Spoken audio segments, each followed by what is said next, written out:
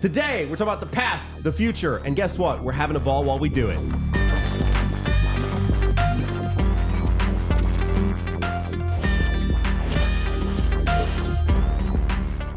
I see what you did there, because one of the episodes we watch in this Dragon Ball Z rewatch podcast, where we yap and sometimes bring up the episodes of Dragon Ball Z that we happen to have watched, Vegeta Has a Ball is an episode title. Yes, which is it's an entendre.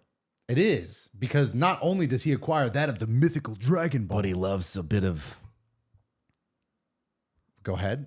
Oh, I was like, it's a little early in the podcast, though, so I like... To mention murder? Yeah. Yeah, like... I'm like... Well, he does. He does. He does. I mean, come on. But it's for the greater good. I mean, be honest, though. Like 100%. Be real with me. He was enjoying, like, oh, dude, Vegeta was having a happy time. Dude. He was having a ball. We finish each other's sentences here on the podcast sometimes, except for when we don't. It's not explicitly stated. But ironically, you just did you need to do that? You said I was like, we finish each other's sentences here, except for when and then you said don't. Was that on purpose, or was that like an elaborate bit from you? Because that. Like, I wish it was. I was gonna say that felt like a little like, what are we? Whoo! I wish it was. It's getting a little hot in this room. Holy.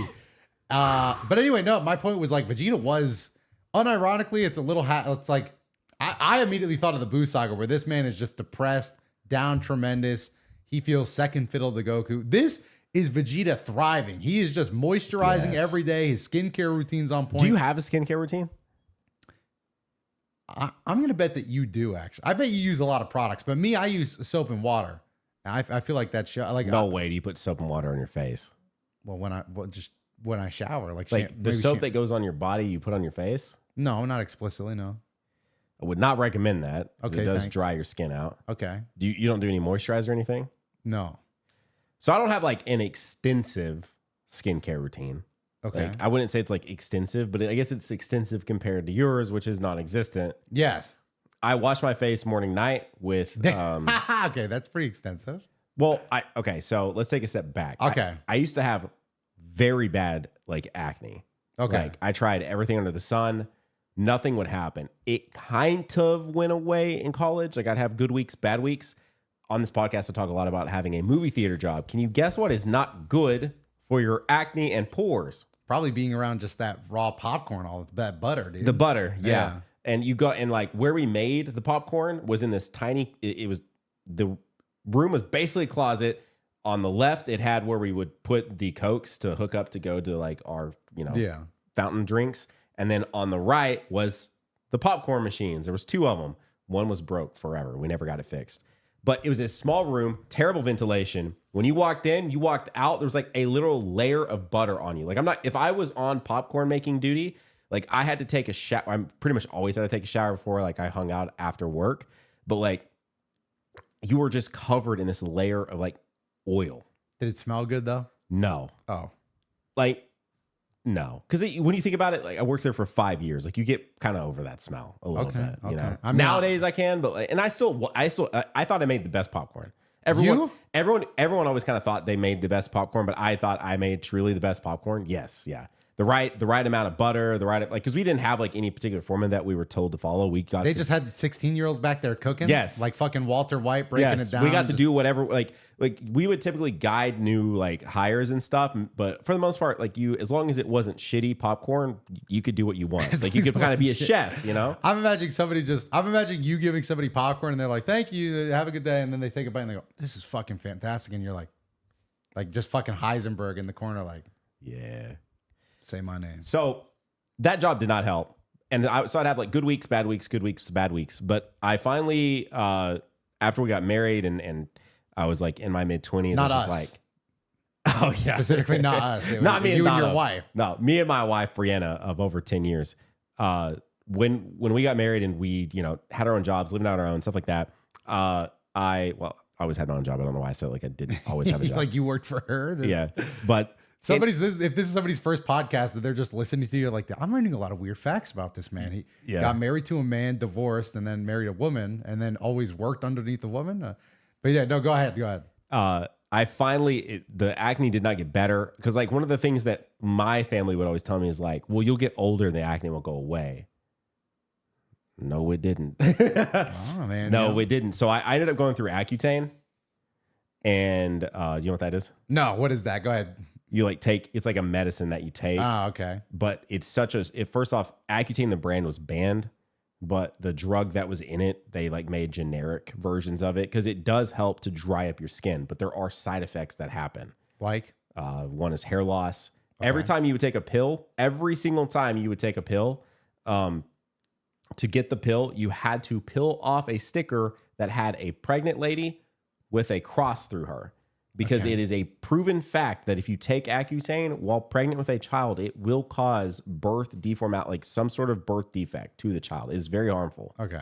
So like you have to make sure that you're not pregnant. I'm pretty sure like as like a woman, you have to like be abstaining from like sex or completely like on birth control. Like it is a very serious thing to do that. Yeah. But as a man, I had to go in and get blood work done every month to make sure it wasn't messing with me. And at 24 years old, when I did it, it raised my blood pressure and my cholesterol up.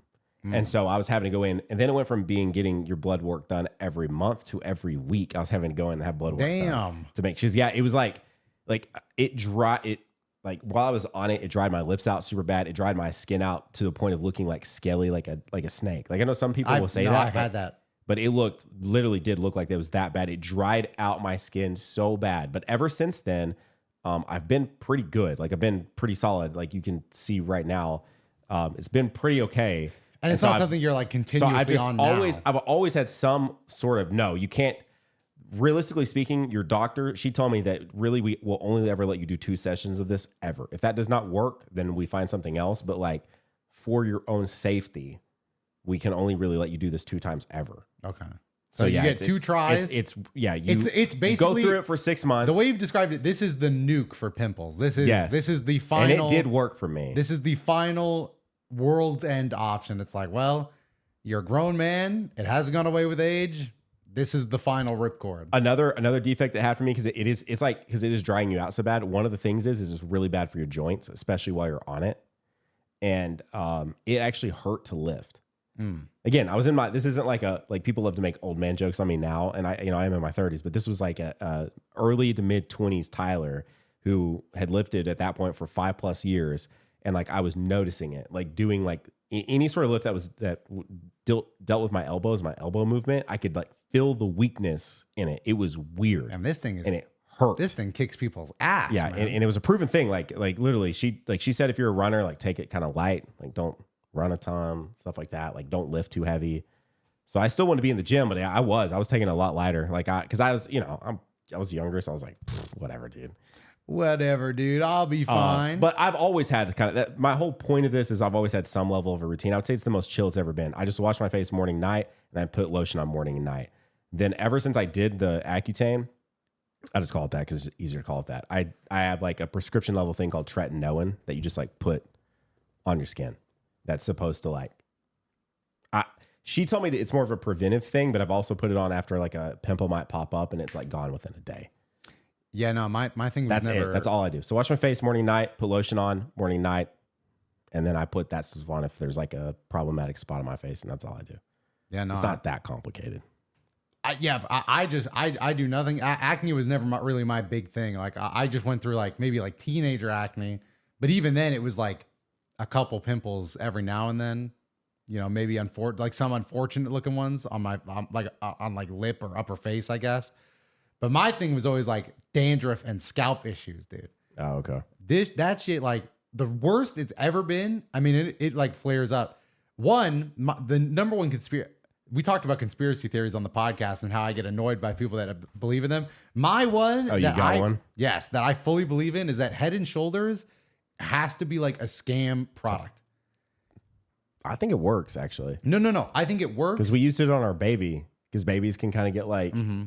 Like they can get dandruff and stuff when we used it on him. And my thing my thing for me, and this is, again, it is a conspiracy theory. I jokingly say I believe it, but I do, is that it works. But the second you get off Head and Shoulders, it comes back with a fucking vengeance, a mean vengeance, a mean, horrifying vengeance. So I switched to like using Selzen Blue, which is, dude, this shit reeks, dude. It smells like a tactical like poison went off. And I'm not joking, because my roommate that lived with me, my bedroom and shower were over here. My shower was separated by my bedroom, and then my door, and then bathroom door to bathroom, door to bedroom. And you could smell it? He could smell it? House and living room, door, his door to bedroom. And when he would open his door to bedroom, he'd be like, oh, was it a Selzen Blue day? And I'm like, sorry, man. That's how strong this shit was. Insane. It was the entire house smelled like Selzen Blue. Nowadays, though, I actually switched over to the like a I don't even know what it's called, but it's pretty good. It works, and I use it like once or twice a week, and I just don't have that problem anymore. But I did that after going to Japan, where apparently people say this is like my acne issue. It never got as serious with something dangerous, but people say when you go over to Japan, the water like quality is different, so it's prone to like cause irritation to, if your body's just not used to it, it'll like react and get irritated easily. Which I don't know if that's true, but for me, I didn't bring like any like dandruff shampoo because I'm not really thinking about it going overseas for the first time. Dude, that was probably the most amount of irritation I've ever felt in my entire life. Not like just pain. I mean, it did hurt, but like you know how like when wolves get caught in like bear traps, they gnaw off their own leg to escape. I was getting about ready to just fucking cut off the top layer of my scalp, bro, because it was just constant scratching. I literally was up all night with a comb. This probably wasn't the best strat, but I was animalistic at this point, just scratching my head over and over and over again just to minimize the pain for a second and irritation for a second. And after I did that, let me describe it. I told you a story earlier. This is crazy, dude. What? I told you a story earlier. I'm the kind of person that once I make a big enough mistake once, I will never in my life make that. Bro brought the biggest thing. I will never in my life make the same fucking mistake twice. That is one thing about me, is if a mistake does not quite literally kill me, I will never be making that fucking mistake ever again in my life. You best believe that right now on this trip, Nano, I have packed the world's most powerful anti-dandruff shampoo, anti-irritation shampoo of all time, because I will never make the same mistake twice. It just will not fucking happen. So I take that everywhere with me now. Is there something in there? Yes. When people visit, sometimes they just leave their shit, and I've just left it. And there's like a ton. This is prescription. This is prescription shit. Oh, it is. Yeah, I mean, it's not like I'm saying I haven't forgot it. I just recently forgot a bottle in LA when I was there, but it would just be funny to leave it here because it would be like your shampoo selection, which Nano does. He's a very generous host. Your bathroom's pretty much fully kitted out with just about every survival. Beyond what people have left on their own. I don't know, like when I go to like the dentist and they give me an additional toothbrush, I'm like, you know what? I'm going to go put that upstairs in the guest bathroom. And it's all there. It's this total survival kit. By the way, I just wanted to bring it up so you can see it. This was on every single one. Every time I took a pill. It literally says, do not get pregnant. Every single pill I took had this. Every single one. I had to peel that off and I could take the pill. And I took them at work, and like several of my buddies would always comment on this. It's scary, dude. It's like, don't do it. Yeah. It's like the Australian like cigarette boxes. Have you ever seen cigarette boxes overseas? No. You should look that up. It's like they do like scary pictures of lung disease and shit, like dying people basically. Like they take a picture of a dying person and says, this is going to be you if you buy this product. Or like just look up cigarette box warning overseas, or I don't know. It's like you can't have brandings. That's really what it looks like? Yeah, I mean, pretty much, yeah. It just like is like you buy the product and it's like you're going to die, you're going to die, you're going to die every time you see the product. Almost to a point where like, while yes, I'm not for smoking, but it is, I do get how it's like, damn, man. Like I do feel bad for people I feel bad for people that smoke in multiple ways, but I feel bad for them, man, because it's like, damn, they don't get a fucking second to think about how they're not, like, what they're doing to themselves, I guess.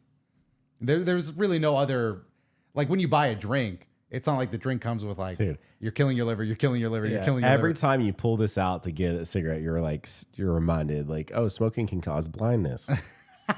It's just like, again, I'm not. Is that for real? I don't know if it's those packages for certain, but definitely stuff like that. Yes, it like shows diseases, shows what is happening. There's no branding.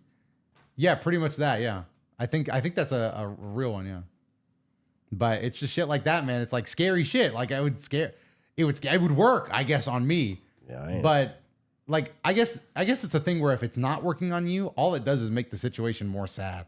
It's like, I need a cigarette. Pulls out pack. This will fucking end your life. It's just like, well, now this situation is just way more sad, dude. Like, clearly this is not like, this is getting sad. But yeah, it's like, but yeah, I don't even know where I was. Anyway, not gonna make the same mistake twice. Dandruff was my thing, dude. It was bad. I remember like bad dandruff is like a crazy fucking thing because I remember I was playing League of Legends. Oh, wow, this is a horrible. This is like max degen shit. Where I was playing League of Legends and just flakes. While you were in Japan.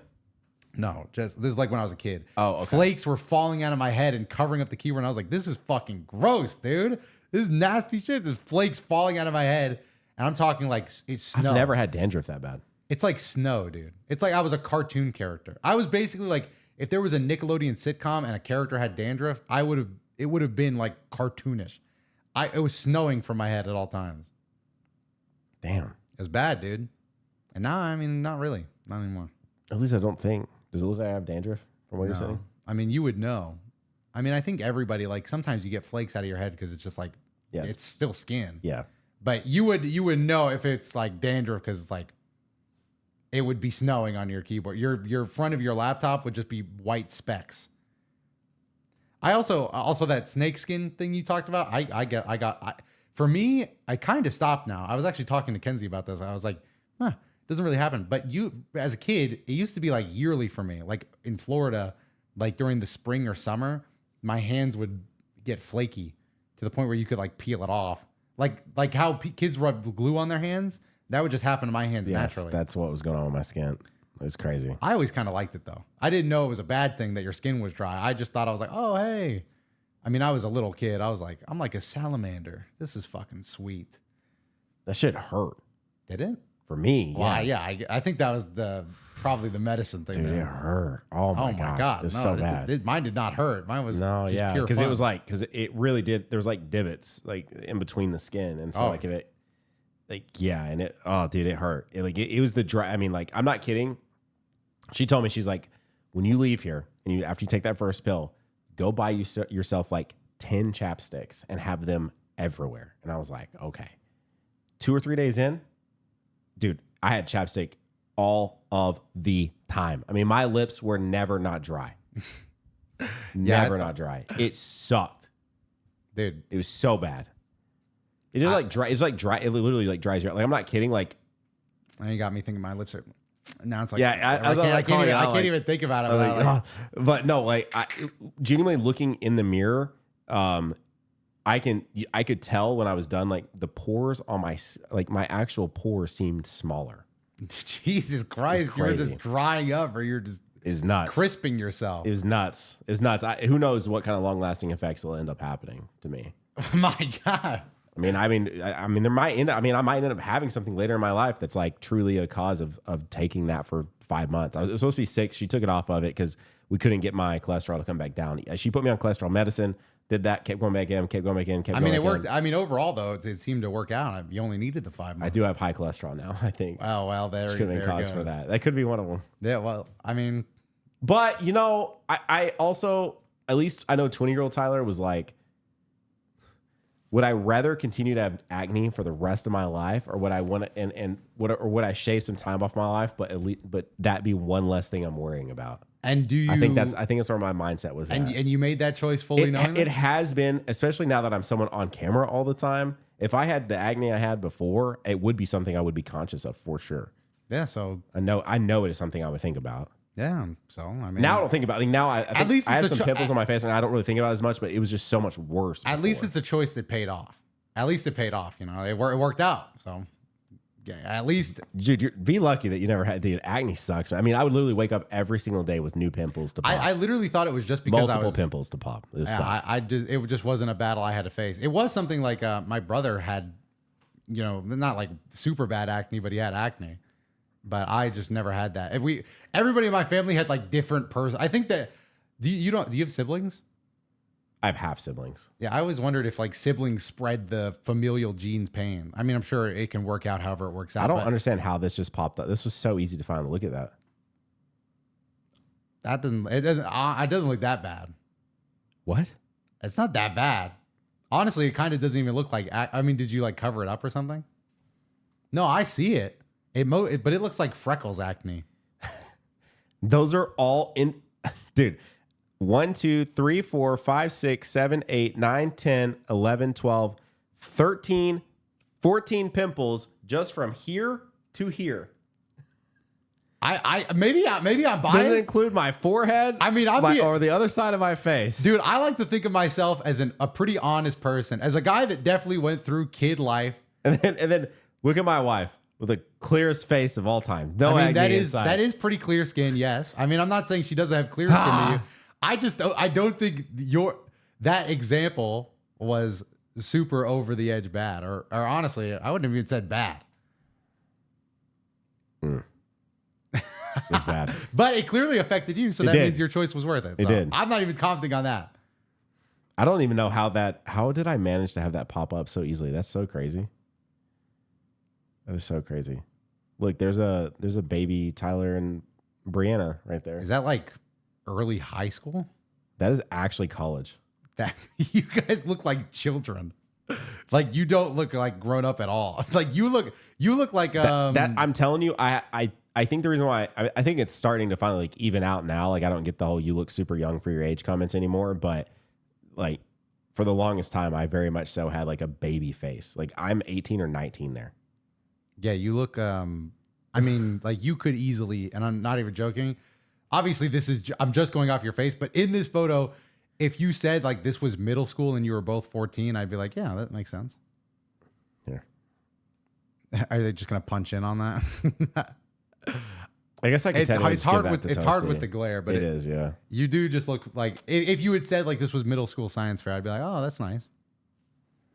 Yeah. You know what else is nice? Well, I was gonna say you would know it isn't nice, but what are you gonna lead into that was nice? Vegeta having a ball, man. Okay, but let's not talk about he did kill people, man. He did. But he got a Dragon Ball. He did. But he didn't.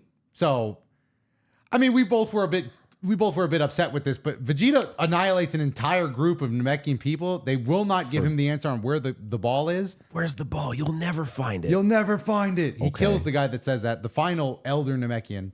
He walks into the first house and it's on a podium with a spotlight on it, with practically a neon sign that says Dragon Ball, and he takes it, and that's it. That was the amount of security, or like there was no password, there was no like opening a chest. It was out in the open, no glass cover. He could have just took it, man. He didn't need to kill those people.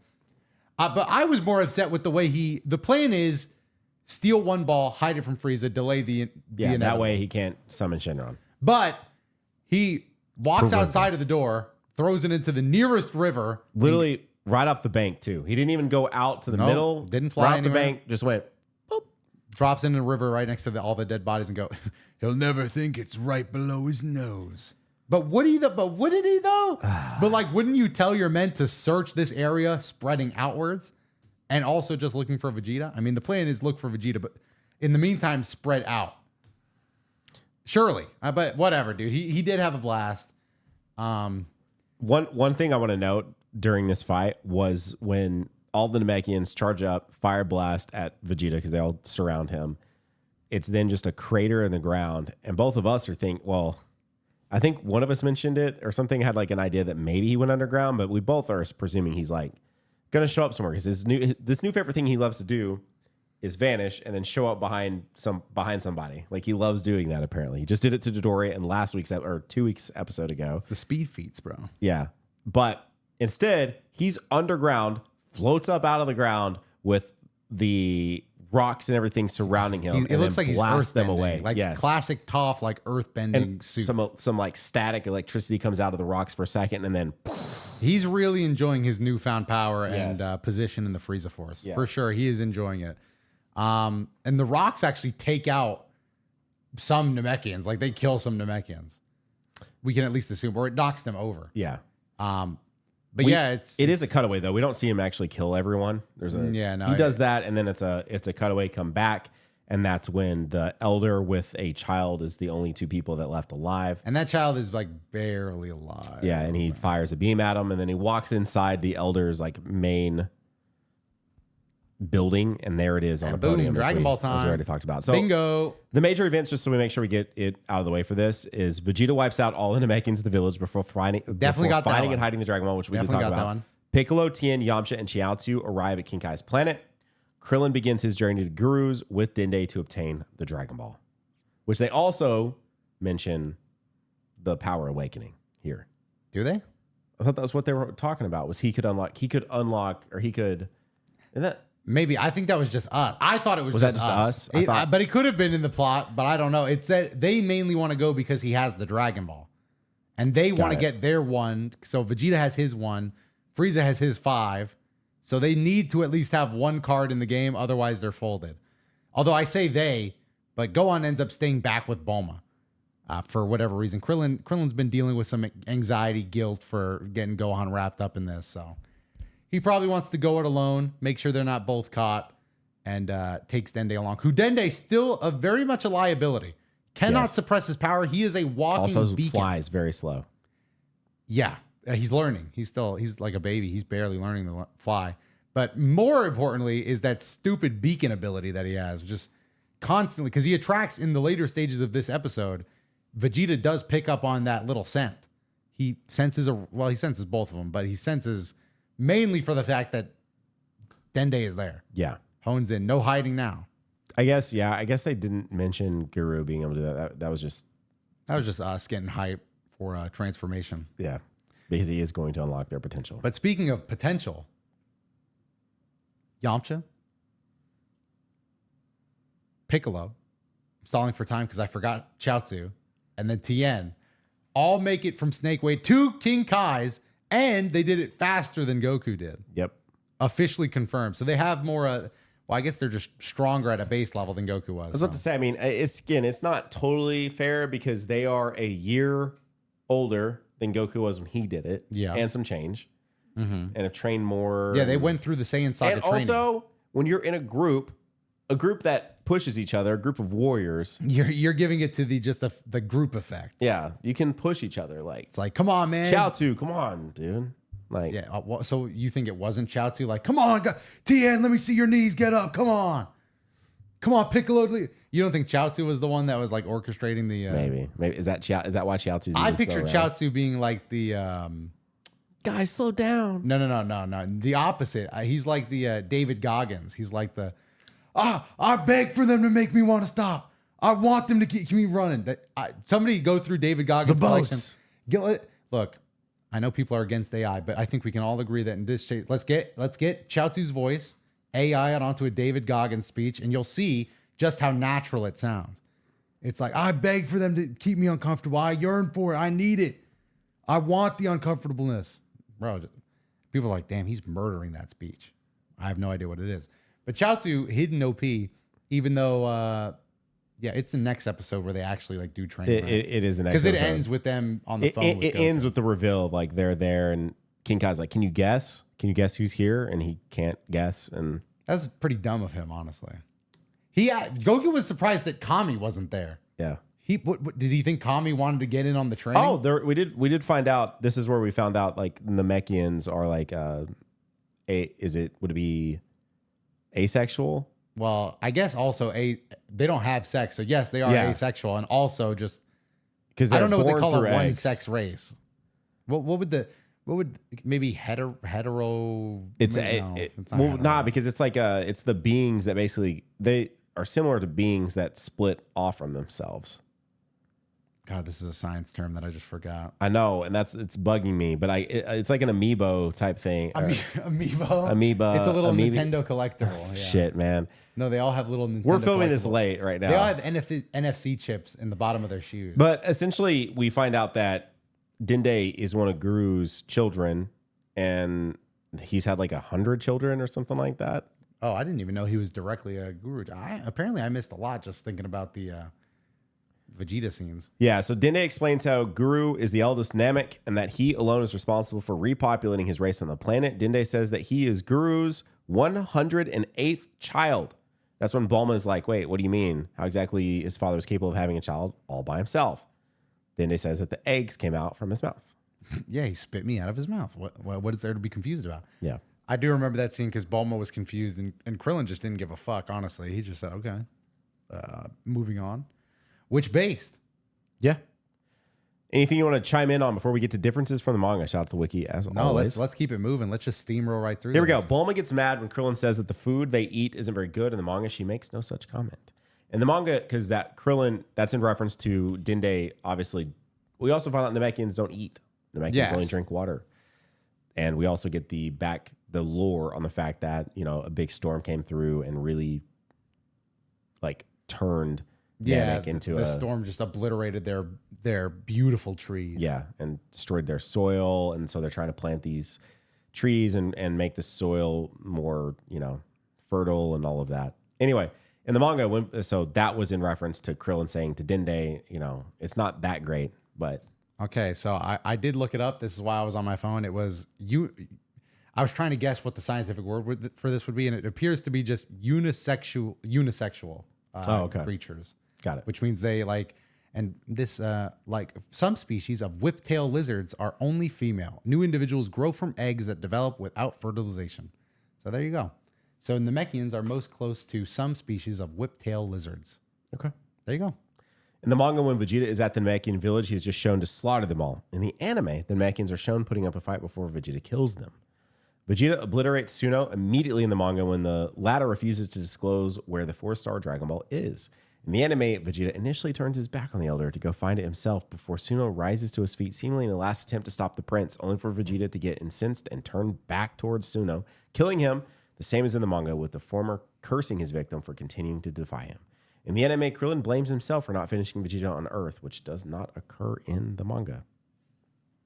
Nope. Well, all those changes were pretty good. They were just animeing up the manga, so no complaints here for this one. This is an interesting one. Oh. Spoilers, by the way. Spoilers? Kind of, sorry. God damn it. Krillin mentions in this episode that he would die on this planet. Oh. He would later be proven right as Frieza kills him in the Frieza Saga episode, Transformed at Last. Come on, man. Spoilers. That can't be true. In the previous episode, Unexpected Problem, the key blast Vegeta fires at the Namek Elder is orange, but in the recap at the beginning of this episode, the blast is blue. Okay. There's some more jumping around with some of the voice actor stuff. None of this is... You're just done. All right, let's move on. It's time. It's time to rate the episode. That episode. I know what I want to give it. Oh, really? I kind of don't. Okay. Yeah, kind of still thinking on it. I'll go first. That's fine. Go ahead. I'm going to go ahead and just... I think that this one had a step above from the last one. I really did enjoy Vegeta in the Earth compact ball thing. And there's some pretty cool moments here. So I'm going to go ahead and give it a 7. Because I gave the previous one a 6. So this one feels like just like a step above the previous one for me. For reference, you gave Unexpected Problem a 6 as well. An unexpected. Okay, yeah. Yeah. No, I think that works out. I was thinking 6 in my head. I'm not going to lie, but no. But the more I think about it, I did like the Vegeta stuff.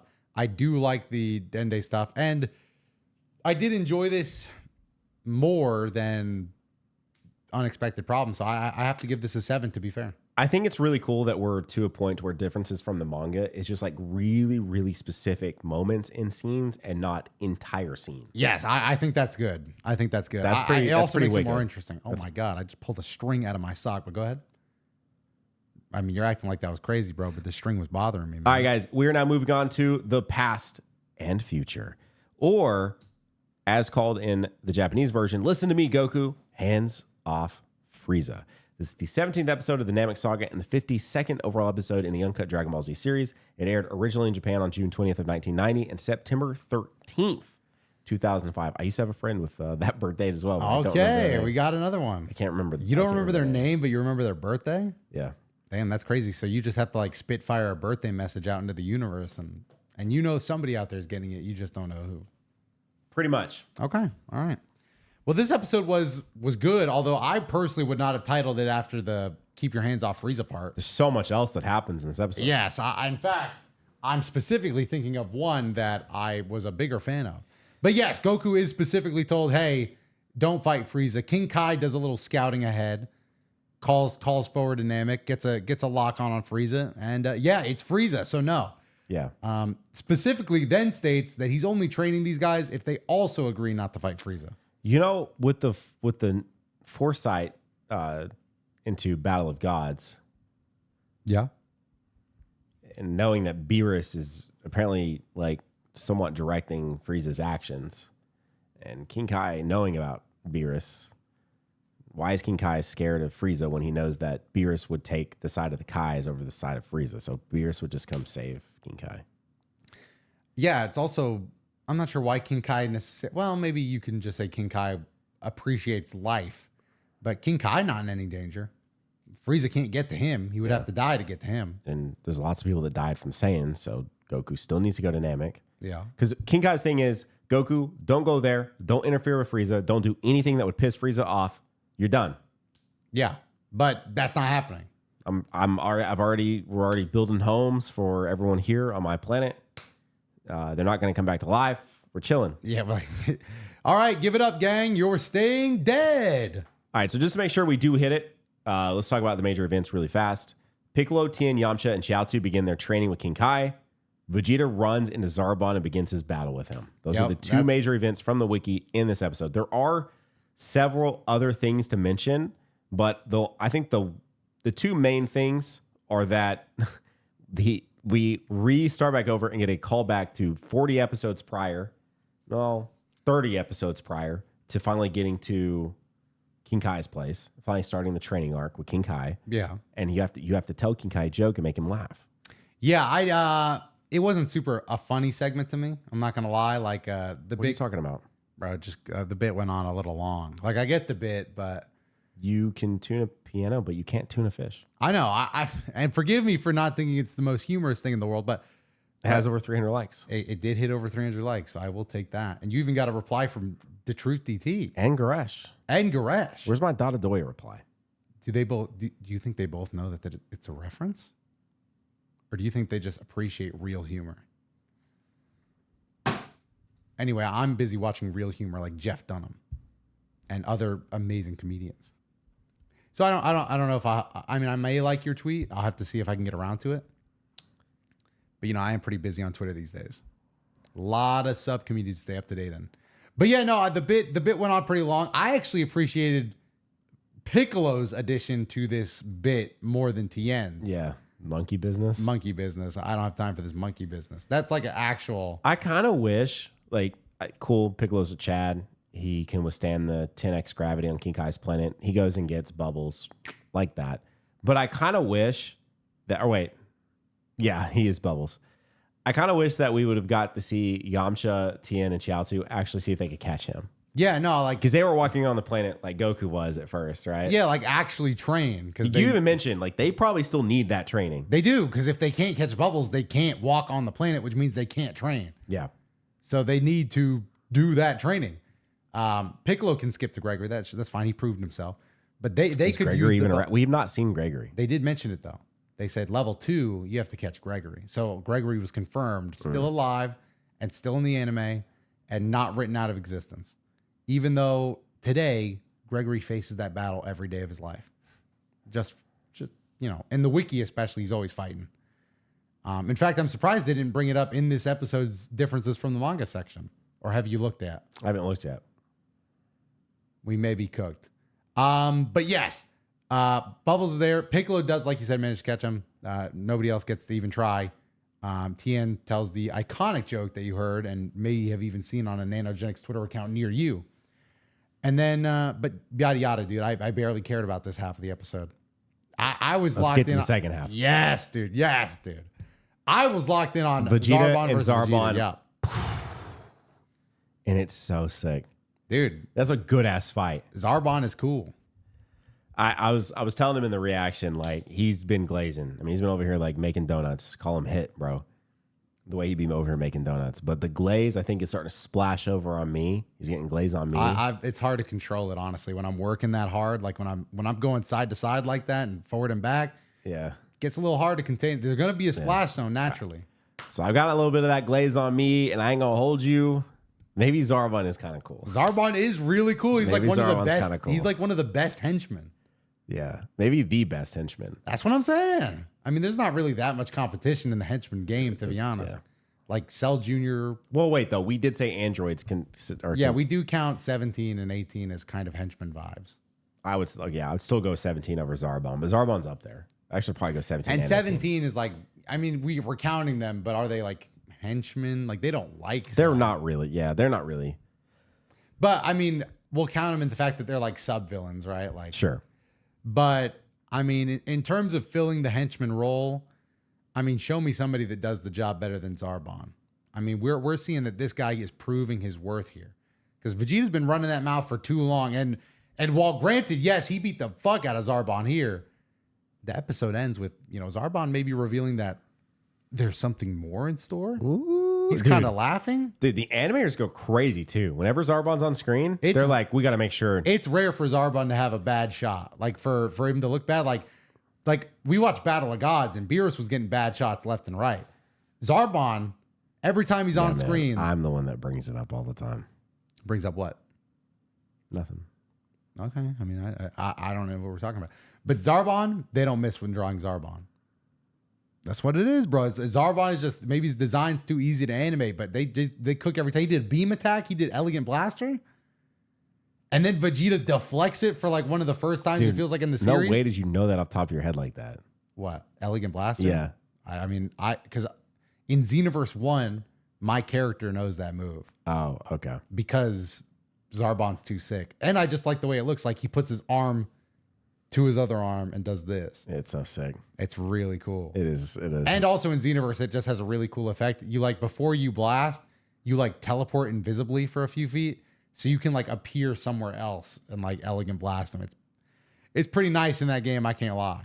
Listen, maybe Dotodoya Namek Saga Glaze was warranted, because I'm really enjoying these episodes right now. After fake Namek, bro, as soon as they get down on that grass, on Namek soil, on that poor climate change soil, dude, it is hitting. It is so good. What little trees that are there, they are providing all the oxygen the show needs, bro. It is on forever. The only thing we've not really mentioned that happens in this episode is Krillin and Dende being seen, like seeing the clash. Like they're not far from the clash of these two. Yeah, they see the explosions and shit. And then they bounce. They high speed. Now they can go high speed because Vegeta's preoccupied. Zarbon has Patara earrings. Is that mentioned? No. Yeah, he just has earrings. Have you ever like had a piercing? No. You haven't? No. Have you? Do you think I have? I give you like a 40% shot. You think it's 40%? I'd give you 40%. It's 100%. Okay. Yeah, I used to I used to have piercings. Yeah, no, checks out. I could kind of see it. Yeah, I had them. The only reason I even let them heal up is because when I got my job, my like corpo job, I was told I kept them for a long time, but I also then started doing over ears, and so I ended up getting some that were like a beginner. They were sort of like beginner gauge earrings, but I could like just leave them in at all times. Like I only took them out about like once a week to like clean them, obviously. And because they were like comfortable to have headphones on with. But then I ended up talking to my boss, and he's like, listen, I'm not really supposed to tell you this, but if you want promotions, this is 10 years ago, this has probably changed at this point, but if you want promotions, like you probably want to take the earrings out. And I was like, are you for real? Like I had so many earrings, bro. I had like, they always look like gauges too. They always look like gauges because all the ones I picked, I don't have my PlayStation controller, but at the time I had like the PS3 middle button, the home button. They would take those from broken controllers and they made earrings out of them. Then I had the entire like set of like triangle, square, circle, cross. Like I had all of those, X, whatever you want to call it. I had all kinds of cool things like that, and they all look like gauges. I never actually fully gauged my ear or anything, but yeah, I used to. I was scared by gauges for sure. The full ones, not like the. I would have never went super big, but I thought I would do just like a little bit. Just like a little bit. And the whole reason I even ever got them pierced is because someone told me that they didn't want me to get them pierced. And so I went and got them pierced just out of spite. Damn, rebellion. Yeah. And then I just kept them for forever. Damn. Yeah. Well, I think that now that's just kind of sad, bro. Is your boss like probably just in a more like I was talking to the girl that cuts my hair, and she's like, I think you could go back through. And I was like, I had my wife look, and she's like, you could not. We'd have to like re-pierce them. And I'm like, yeah. And I've considered it. I'm like, sure, but now I'm like, man, am I just gonna look like the dude? it would like, definitely. I'm not gonna lie to you. It would definitely shock people now. I think. You think so? Because did you ever? You weren't Nanogenix when it was the when they were pierced, There right? might be some videos of me having earrings in, maybe in the early days. But also, most of the time, people act weird when my ears are shown because you don't see my ears ever. I guess, yeah. Every video, unless it's IRL, including these, you don't ever see my ears. I guess so, yeah. But that's why I think it would shock people. But if you more. look, the holes are still like they're still there. I can still feel them. They just don't go all the way through anymore. Yeah. I think it would shock people, but I mean, nowadays it doesn't matter. I think when your boss said that, I ain't even gonna lie. I mean, I'm sure he was like A lot has changed in like 10 years. I This think was he like was 10 being years honest ago. with you, but I think that was just the result of a more, just being blunt, homophobic world, bro. That was just like earrings on a man. You're probably right. I'm probably right. And it's not even like, again, was it straight up like, you better take those out? No, he was just like, if you want promotions, maybe they shouldn't be in there. It's like, okay, Dude, and I had so many cool ones. I think I finally threw them away because once they sealed up, I was like, well, it's over. I guess I'm done. Like, sorry, Zarbon had earrings. That's why I brought that up. Okay. Anyway, You saw Zarbon's earrings and you thought of a better time. You're like, damn, I could have got promotions. is there anything else you want to mention before we go to differences from the manga? No. I'm trying to. You know what? Maybe I've never done YouTube with earrings. Also, wait, I do want to say one thing since we were on the earrings. Let's hear it. So I'm not even gonna lie. The reason I never entertained earrings was also because I didn't know the rules on it.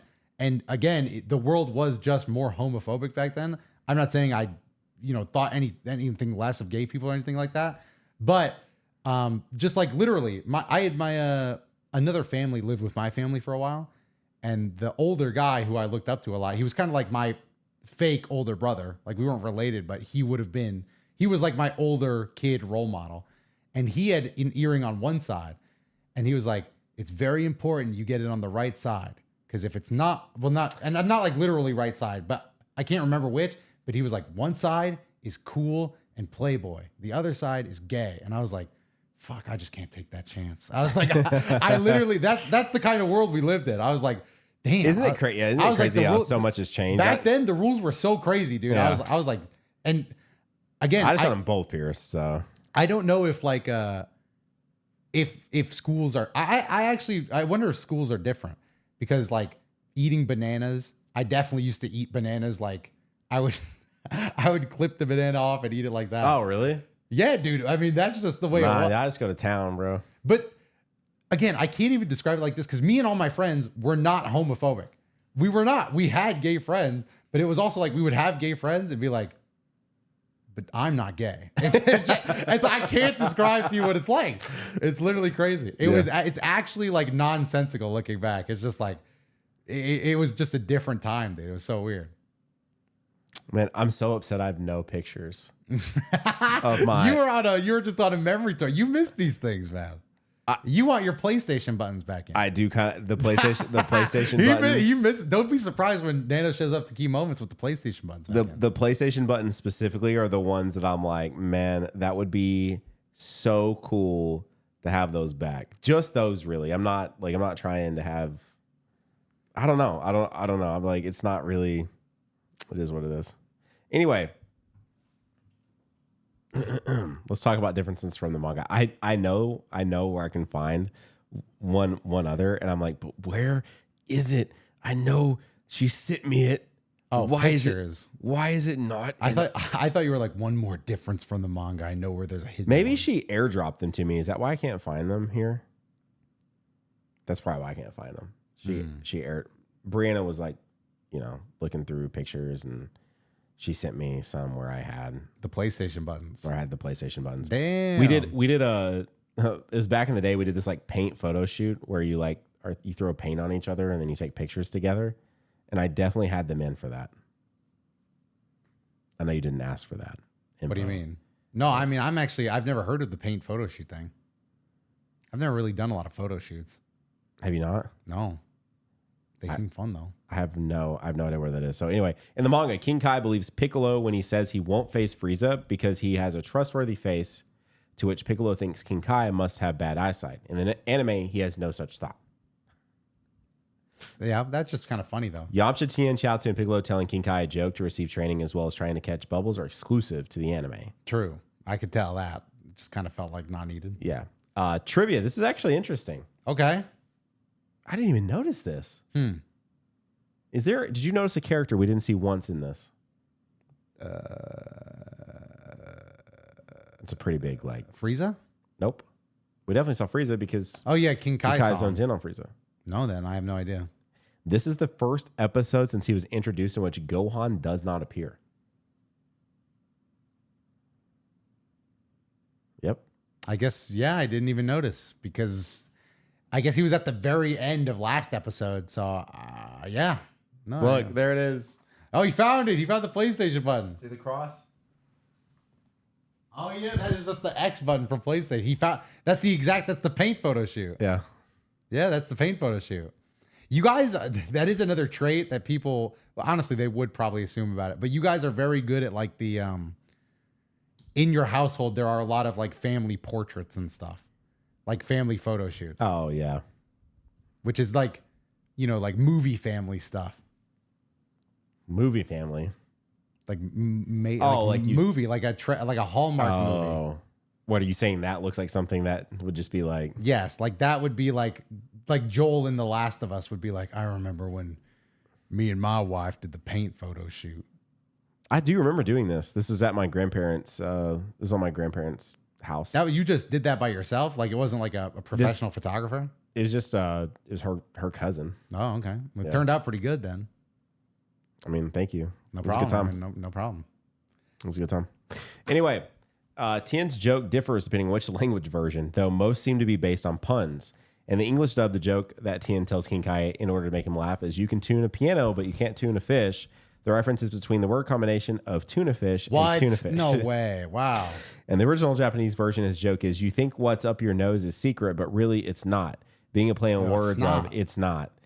The European Portuguese version is, Say me, what's the color of Don Jose's white horse?" While in the Brazilian Portuguese, it is, "The photographer's secret is still not revealed," a play on the procedure of photo rendering.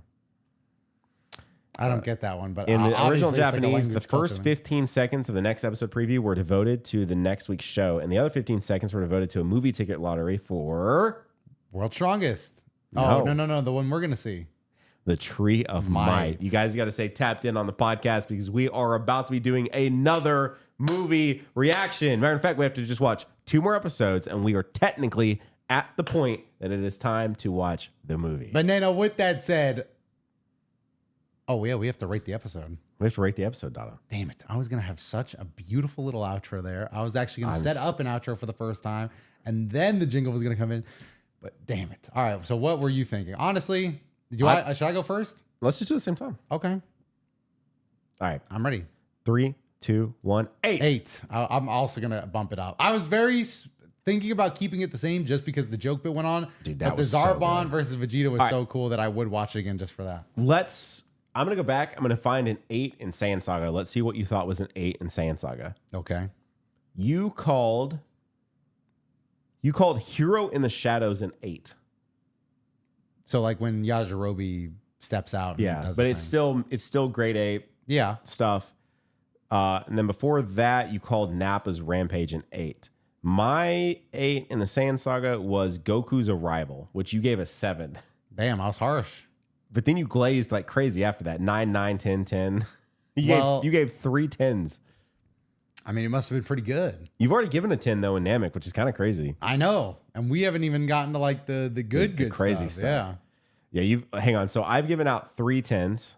You've given out 1, 2, 3, 4, 5. Damn. Well, I'm a general, but what about your Kaioten? Are you counting that? Yeah. Oh shit. Never mind. That's a 10. It's just a 10. It's just fun. I don't think it is. I don't think it is. I mean, I think you probably are. Yeah, I think you probably are. I guess we'll see. But you'll find out probably not next week. Dude, what if Trio Might's a Kai of 10? That would be crazy. That would be you saying that it's better than Broly. Nah, What is Broly? Broly 10. Broly 10. Damn it, I can't think. Kako 10. A go get a 10. Yeah. Yes. A go get a 10 is Go get a 10. Okay. Go get a 10. All right. Well, speaking of go get a 10, I'm going to go get some sleep so that we can go ahead and go back and watch these more episodes and then maybe get ahead and go watch a movie or something like that. Maybe get some butter popcorn. Maybe, get some butter popcorn in the air. Let's see if Nano can recreate the magic from his former career. And with that said, the music's been behind me the whole time. It's so crazy. This is like the first time in a while it hasn't snuck up on me. Guys, leave us a rating, leave us a like, leave us a subscribe. And just more importantly, leave us alone.